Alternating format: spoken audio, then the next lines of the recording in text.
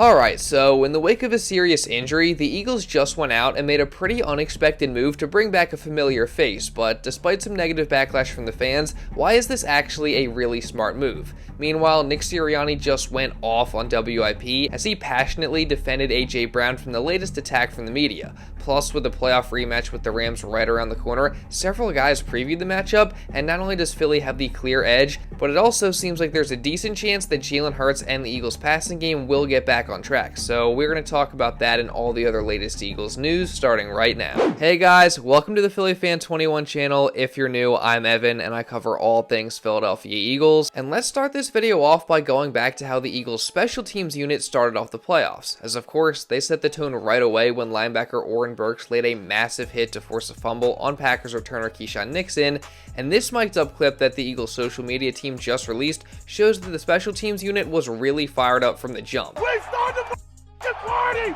Let's start the party! Hey, right from the jump! Right from the jump! Go! Make them feel you! Hey! Just Saquon said! From the jump! Make them feel you! Give you on that room! Use your hands! Get them down! Get the ball out! If the touchback, get this crowd going! Nixon takes it at the goal line. He's out to the 5, the 10, 15, 20, and he does not reach the 30. He is hit hard. Ball came out. Yeah, but the Packers, I think, are on top of it. No, the Eagles have it. The Eagles have it. A turnover on the very first play of the game. Come on, boys! You got that vision! There you go, Troy! There you go, boy! Man, you just gotta love the energy that the Eagles special teams unit brought there, because this is obviously easily the most overlooked part of the team, but they were the ones who, again, really just set the physical tone that lasted the entire game. So huge credit to all those guys for that, and again, it was definitely awesome just seeing the energy that they brought from the jump in that clip. And that includes Saquon Barkley, who, of course, although he's not a part of the team's unit, made a cameo in the beginning there, and as usual, was bringing the energy. However, that's in contrast to the very end of the game when he could have caused the lane to literally explode on a long touchdown run, but of course, he slid down instead. And safe to say, AJ Brown and especially DeVonta Smith were not very happy with him for that decision. What the f*** he keep running? That tripping. Wow. Hey, I'm finna slap this man.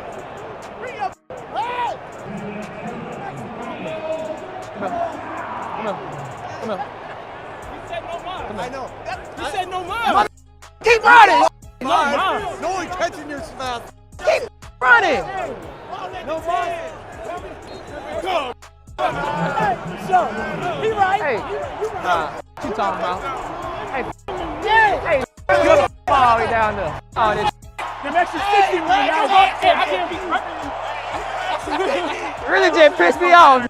Dude, Smitty's just so freaking hilarious. Like, he genuinely seemed pissed at Saquon for sliding there, but in all seriousness, it really is just awesome to see the connection and chemistry that this team possesses because it truly is special. And something else that shows that is what head coach Nick Sirianni just said about AJ Brown, because, of course, a lot has been made about AJ reading a book on the sidelines during the Eagles' win over the Packers, and while many of the public reactions to this have been very positive, some people seem to have taken this as a sign of frustration from AJ, as he, of course, had just one catch for 10 yards in this game.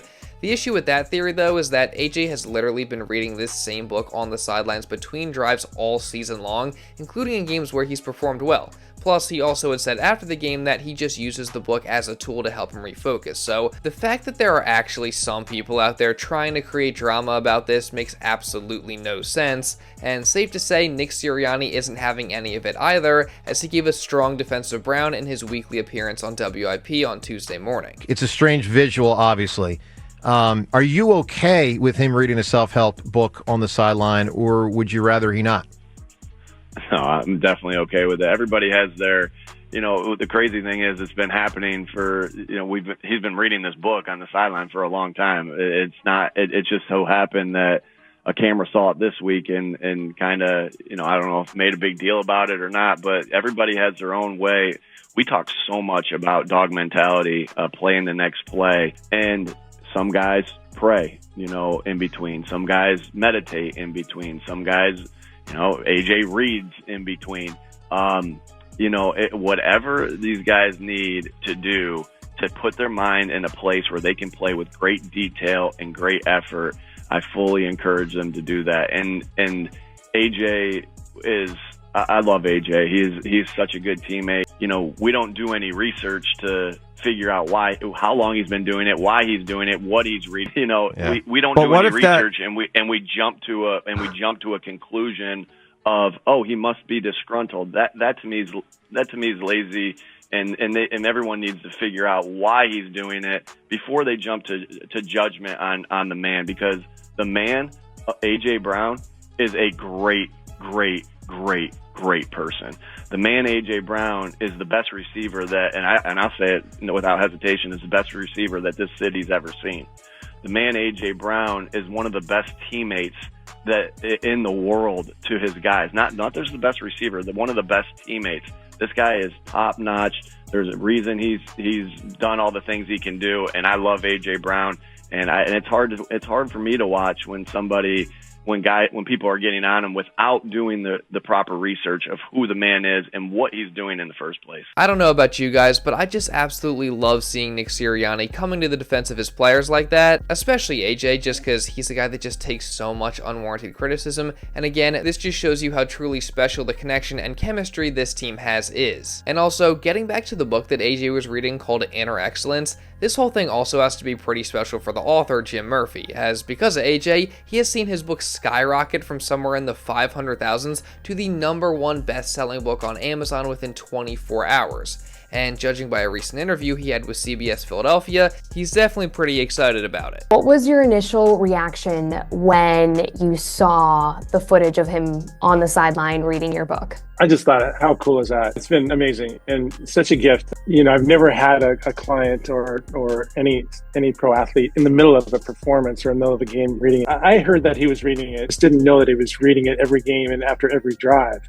And so, yeah, that's really neat. Now it's been bumped up to the top of the charts on Amazon. When did you find that out? What was that like? Yeah, last night I heard about it and looked at the chart. Yeah, it was pretty neat. It's never been that high before. And so, again, I'm super excited for Eagles fans, of course. The exact same thing that AJ's learning and working on. They get to read it and learn it themselves. Now, AJ Brown and the Eagles are obviously going to be hoping to channel their inner excellence when they take on the Rams this Sunday, and LA will certainly present another tough challenge for this Philly team, especially with how hot they've been after a slow start. Are the Rams a better team than when you played them in November? Well, when you look at the Rams, you know, they started the year 1-4. They had a ton of injuries. Then they lost the last game of the season when they didn't play their regulars. You know, so that's 1-5. In between there, they're 10-2. So I think that answers your question. Yeah, so Fangio definitely makes a good point. As with the starters and including playoffs, LA is 10-2 since their disappointing 1-4 start, so they're definitely playing some really good winning football right now, and one of the reasons for that is their improved defense, as over the past month and a half or so, LA has really just been so much better on that side of the ball, and Eagles offensive coordinator Kellen Moore definitely agrees with that. They're playing as well as any defense in the league right now, and they're playing really confidently, and so obviously they'll stress us in a lot of different ways. There'll be challenges associated with our run game based off of them having that film and the film that they put out the last month and a half, which has been really, really impressive. So it'll be a challenge. What's behind that defensive ascension from what you've seen? Playing really clean, really sound football. You can tell just every phase of that defense is tied together, and obviously the front is doing an excellent job getting pressure. And the challenge when you get an obvious passing situation, those guys are as good as it gets in this league collectively. Yeah, so like you said, the Rams defense definitely presents a huge challenge with the way they've been playing recently, and most recently, they just absolutely dominated the Vikings in the wildcard round, holding them to just 9 points, while also putting up an insane 9 sacks and a defensive touchdown. And in their last 4 games with the starters playing, they've allowed an average of just 8 points. So it's undeniable that they've just been playing some much better ball as of late. So for an Eagles offense that played things pretty conservative and in turn struggled in their wildcard win over the Packers, they're just going to have to be better. Passing game obviously wasn't our best performance. Certainly every person involved would love to have it be cleaner, play better in that aspect of the game. But I thought our guys, again, Jalen's credit, played clean football as far as protecting the football, gave us opportunities. We made plays in some situations when we had to. And obviously that's sometimes how games go, unfortunately. Obviously something that we're all excited navigate and find better answers moving forward. I don't know about you guys, but I'm personally pretty confident that Kellen Moore and the Eagles offense are going to get things figured out. I mean, like I said, the game plan was definitely pretty basic and conservative against the Packers, but I feel like part of that probably had to do with it just being Jalen Hurts' first game back after missing a ton of time with his concussion, and who knows how much he really could do while he was in protocol. So I feel like maybe they just wanted to keep things simple and not get too crazy with the game plan. And then you also have to question whether AJ Brown's knee injury factored into that as well. But regardless of whether it did or not, the good news is that it seems like AJ's knee is trending in the right direction. I definitely feel like I'm turning the corner. I came out of the game healthy.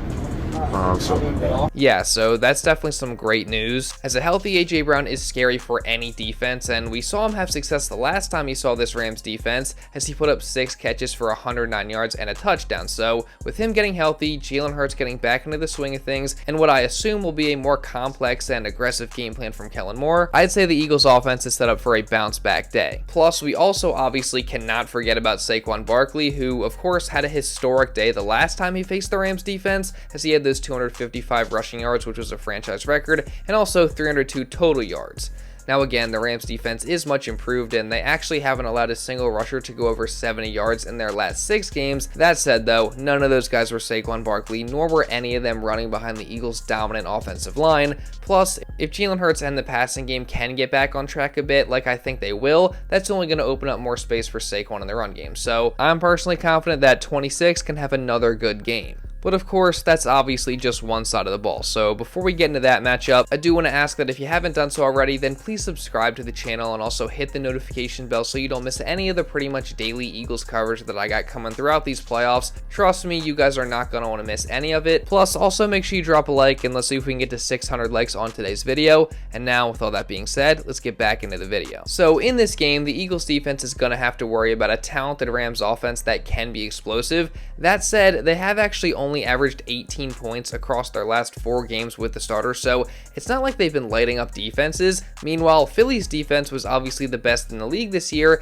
and the last time these two teams faced off against each other, the Birds defense clearly got the better of that matchup and shut the Rams offense down for much of the night. So I'm confident that they can do something similar in this game. That said, obviously the Rams are still very talented and could explode at any moment. Plus, their head coach Sean McVay is probably one of the better head coaches that we have in this league, and he definitely provides a really tough matchup.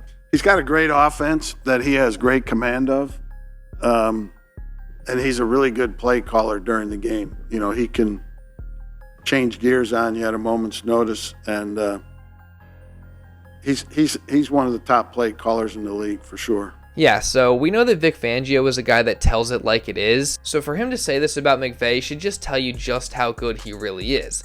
And in this game, you can almost guarantee that McVay is going to target what will more than likely be the Eagles' biggest weakness on defense, and that's going to be whoever is filling in for Nakobe Dean at linebacker, whether it be Oren Burks or Jeremiah Trotter Jr. So whether it's one of them or a combination of both, they're going to be tested early, so they're going to have to be ready. And also, speaking of the linebacker position, the Birds actually just went out in the wake of Nakobe Dean's injury and brought back a familiar face to that room, as reports yesterday revealed that the Eagles had signed linebacker Nicholas Morrow to the practice squad, along with putting Nakobe Dean on IR, bringing up Paris Campbell to the active roster, and a few other moves. And as I'm sure you all remember, Morrow spent the 2023 season in Philadelphia and actually was the starting linebacker for the majority of the year. And most recently, he was with the Buffalo Bills this season, where he played very minimal defensive snaps and also a pretty sizable role on special teams at one point. But of course, he was waived earlier this month, and now he's here back with Philadelphia. Now, this move was met with some backlash from Eagles fans, as of course, all anybody remembers about Morrow is that he was a part of the Birds' horrible defense last year,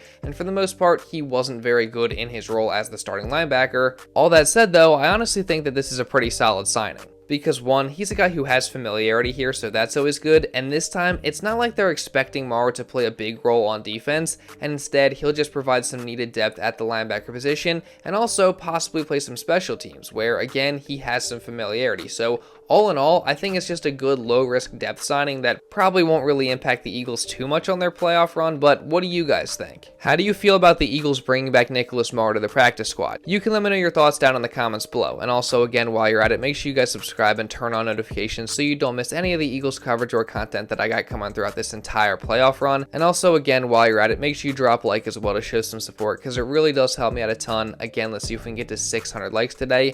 And if you want to watch another Eagles video going over some stuff from earlier in the week, you can check this out right here. And now with all that being said, that's pretty much all I got for this one, guys. So thank you all so much for watching, and I'll see you in the next video.